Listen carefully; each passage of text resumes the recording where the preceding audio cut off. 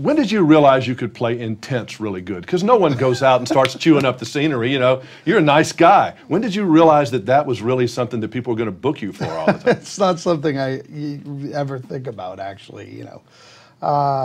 I just like to really personalize my work, you know, whether it's comedic, dramatic, whatever it is. To me, it's really about the material and making it personal and being in the moment. Was there a particular piece of material that you came across, or maybe accident or on purpose, that had you really be intense and then, you know, it clicked? Well, most recently and famously, The Shield would probably absolutely. be it. You know, he's a rather high-strung individual, Vic Mackey is, and I had a tremendous run on that show, and great time, and really good work. But this was something that was a bit of a removal, although there are similarities in that, you know, playing a guy who's very intense and under a lot of pressure. But that's probably where it ends. You know, Eagle Eye is a really, it's one of those rare films that, you know, where you have edge of your seat, a tightly wound thriller, popcorn, exciting thriller, and at the same time it's a thinking person's movie, and that's credit to DJ Caruso, really. The director of this film, I think, is one of the great talents of our time right now. It went by like that. Exactly. If you're in the audience, I'm sure it did when you're making it, but I mean, it roars, and you just, and the fact that, you know, I mean, I've been thinking about it a lot lately when I called up my home and saw my truck in my, you know, in my driveway on Google.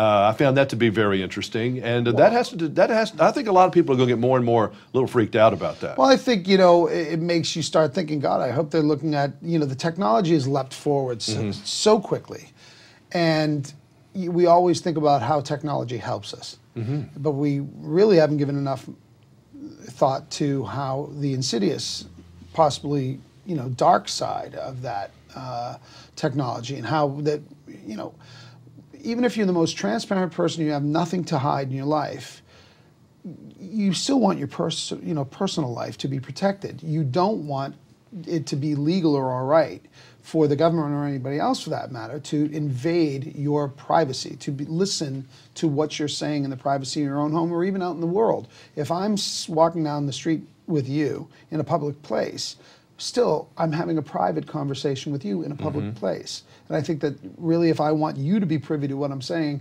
it's not for everybody else's consumption. And I don't think anybody would want that. But our cars can listen to us now against our will. That's correct. If we want, if they want to, whoever they is. Yeah, well, right. You know, the idea that someone could be sitting in a booth somewhere and toggling a switch and having a satellite beam in on you in your backyard and literally clear as a bell, on you, is unnerving. The fact that I locked my keys in my car and I called OnStar and they unlocked it in the driveway and it just did like that, to me was pretty amazing. It's amazing, and that's one way where it's a help. But, you know, you have to control this technology, and you have to make sure that people's rights and liberties are protected at the same time. And this is one of the things that obviously Eagle Eye evokes.